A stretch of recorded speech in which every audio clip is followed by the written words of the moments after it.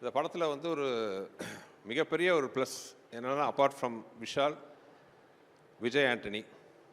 நானும் விஜய் ஆண்டனியும் வந்து ஃபஸ்ட்டு சேர்ந்து ஒர்க் பண்ண படம் இதுதான். நான் முதல்ல அவுட்லுக்கில் அவர் பார்க்கும்போது ஒரு பெரிய மியூசிக் டைரக்டர், ஒரு பயங்கரமாக இருப்பார் அப்படி இப்படின்னு நினச்சேன். ஆனால் அவர் குழந்தை, அந்த குழந்தை இன்னும் அந்த குழந்தையாகவே இருக்குது. ரொம்ப சந்தோஷம். அந்த எளிமை, அந்த வெள்ளந்தியான வெள்ளை மனசு எல்லாமே வந்து அவர் அப்படியே இருக்குது. தேங்க்யூ விஜய், சூப்பர் மியூசிக் கொடுத்தாரு. ஆக்சுவலாக we miss your this commercial music Vijay. உங்களை மாதிரி இந்த மாதிரி ஒரு ஃபாஸ்ட் பிட்லாம் கொடுக்குறது வந்து வெறும் சில மியூசிக் டைரக்டர் தான் இருக்காங்க. நீங்கள் ஹீரோவாக நடிக்கிற படம்லாம் ஒரு சீரியஸ் படங்கிறதுனால சீரியஸ் சாங்காக போட்டுட்ருக்கீங்க. நீங்கள் எங்களுக்கெல்லாம் மியூசிக் போட்டால் தான் இந்த மாதிரி சாங் நீங்கள் கொடுப்பீங்க.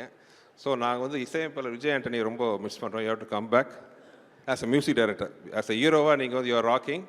ஆஸ் அ மியூசிக் டைரக்டராக நீங்கள் வெளிப்படவும் பண்ணணும். பாருங்கள் எவ்வளோ கிளாஸ் பண்ணுறாங்கன்ட்டு. உங்களுக்கு நிறைய ரசிகர்கள் இருக்கிறாங்க. ஸோ இந்த மாதிரி ஃபாஸ்ட் நம்பர், நீங்கள் சீரியஸ் ஹீரோ.